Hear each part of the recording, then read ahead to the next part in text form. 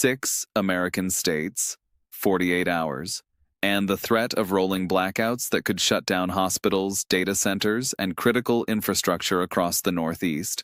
This is not a weather emergency. This is not a technical failure.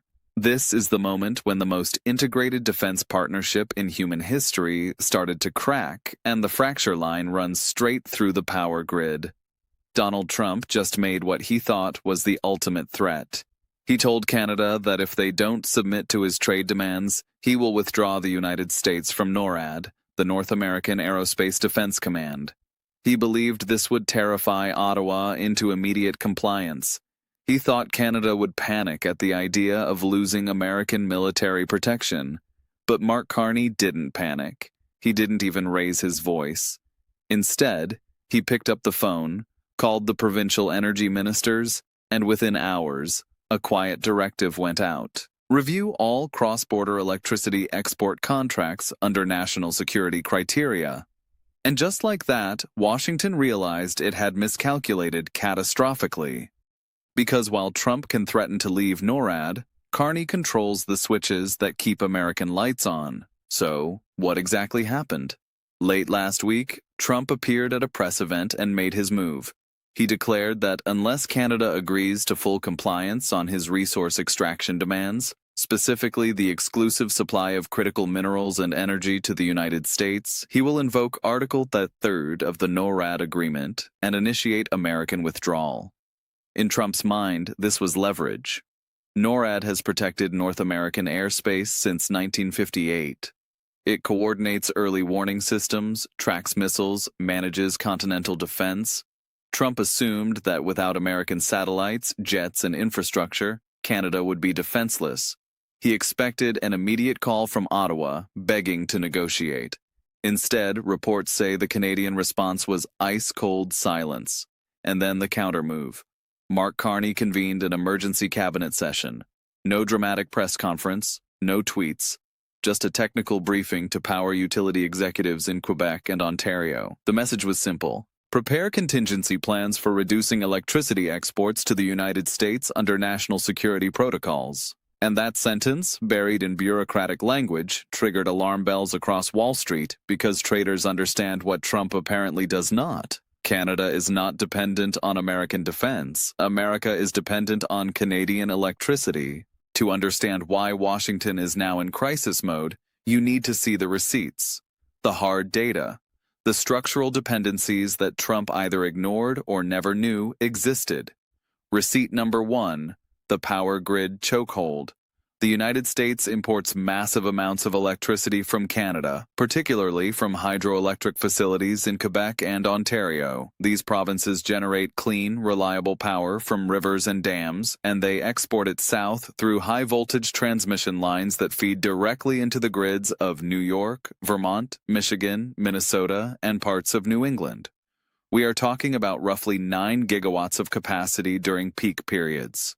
To put that in perspective, that is enough to power approximately 8 million American homes simultaneously. This is not a luxury. This is baseline capacity. During peak demand, especially in winter and summer, states like New York rely on Canadian hydropower to avoid blackouts. The infrastructure is so integrated that some American cities essentially have Canadian electricity flowing through their walls right now. If Carney activates export restrictions, citing national security, which is entirely legal under Canadian law, then grid operators in 6 states will face immediate shortfalls. And you cannot replace hydroelectric baseload overnight. You cannot just flip a switch and generate hundreds of megawatts from coal or gas. The infrastructure does not exist. The capacity is not there. Trump thought he was threatening Canada's defense. Carney just reminded him that Canada controls America's lights. Receipt number 2, the NORAD myth. Trump's entire threat is built on a fundamental misunderstanding. He believes NORAD is a gift from America to Canada, a protective umbrella that Washington generously extends northward. In reality, NORAD is a mutual agreement. Canada provides territory, radar installations, airspace coordination, and intelligence sharing. The United States provides satellites and strategic bombers. But here is the critical detail.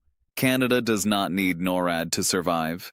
Canada is not under military threat from a neighboring aggressor. It has no land borders with hostile powers. The primary value of NORAD is for the United States, because Canadian territory offers early warning coverage for missiles coming over the Arctic. If Trump withdraws from NORAD, he does not punish Canada. He blinds his own defense system. Military analysts have been saying this for years. Losing Canadian radar coverage and northern airspace access would create a strategic gap that adversaries could exploit. So Trump's leverage is actually a suicide threat. And Carney knows it. Receipt number 3, critical defense minerals. While Trump talks about military strength, he is simultaneously threatening the country that supplies essential materials for American defense manufacturing. Canada is a top-tier global producer of nickel, cobalt, rare earth elements, and uranium. The United States military depends on these materials for everything from fighter jet components to nuclear submarines. If Canada decides to restrict exports under national security review, a process that Mark Carney has now publicly initiated, then American defense contractors will face immediate supply chain disruptions. And no, you cannot just source these materials from other countries on short notice. Rare earths require complex refining. Nickel needs specific processing facilities. These are not commodities you substitute like coffee brands. They are strategic inputs with long lead times and limited alternative suppliers. Trump wanted to pressure Canada on resources. Carney just showed him that Canada controls the resources Trump's own military needs to function. Receipt number 4, the market reaction. When Carney's energy review was announced, the response was immediate. Electricity futures spiked. Utility stocks in the Northeast dropped. Defense industry analysts began circulating memos warning of potential material shortages. Energy traders reported seeing price volatility not witnessed since the Texas grid crisis of 2021. And then the calls started. Governors from New York, Michigan, and Vermont reportedly contacted the White House, demanding clarity. These are not small states. These are key electoral battlegrounds. And their grid operators are now staring at contingency plans that include rolling blackouts, industrial shutdowns, and price surges that would hit consumers directly.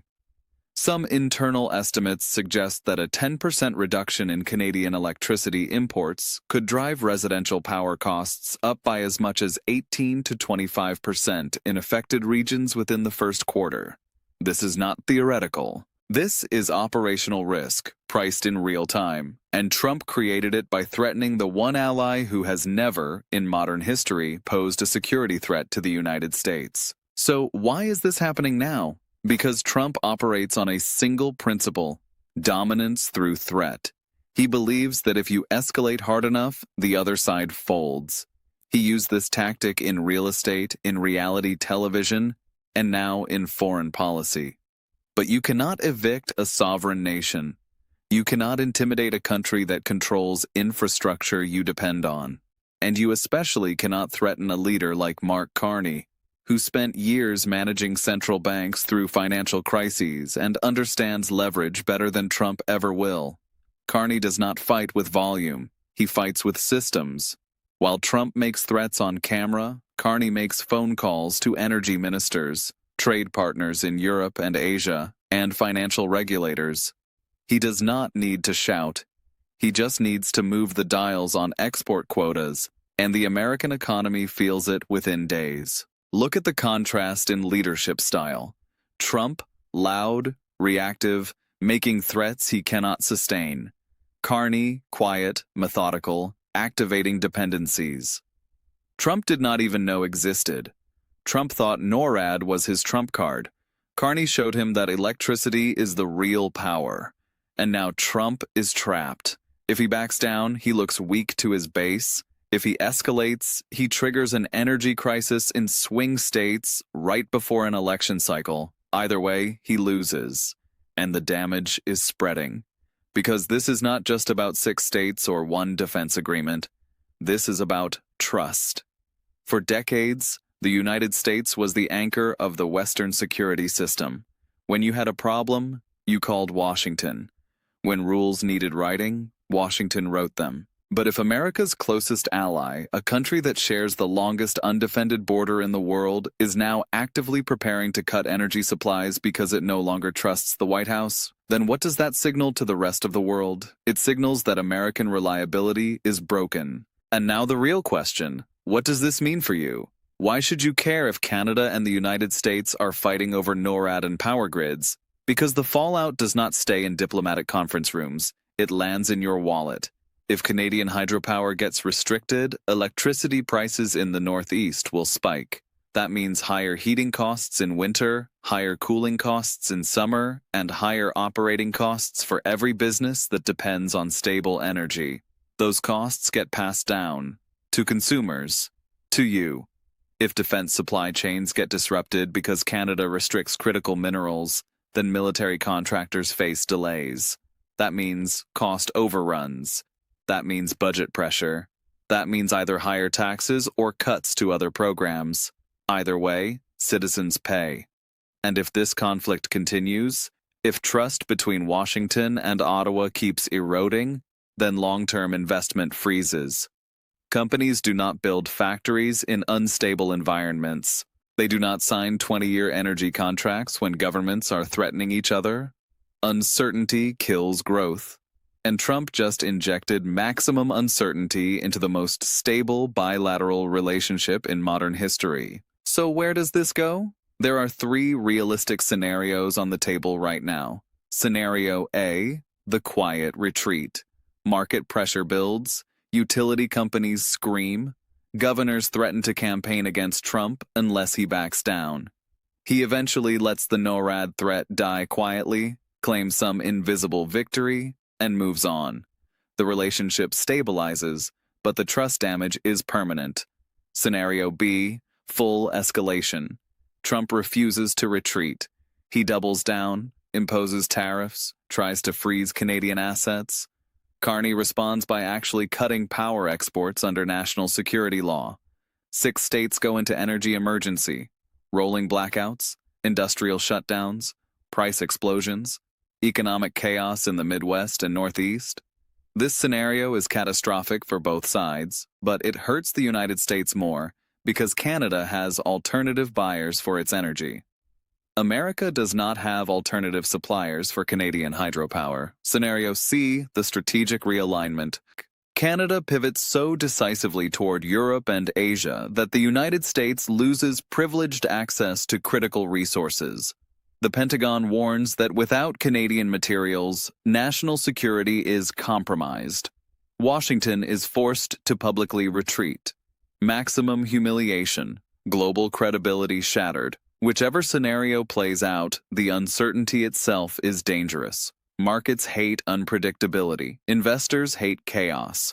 And Trump has turned the most predictable alliance in the world into a geopolitical minefield.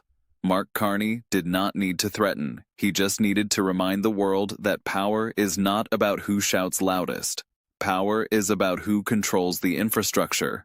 Trump thought he held all the cards. Carney just showed him that Canada holds the grid. The lights are still on, for now.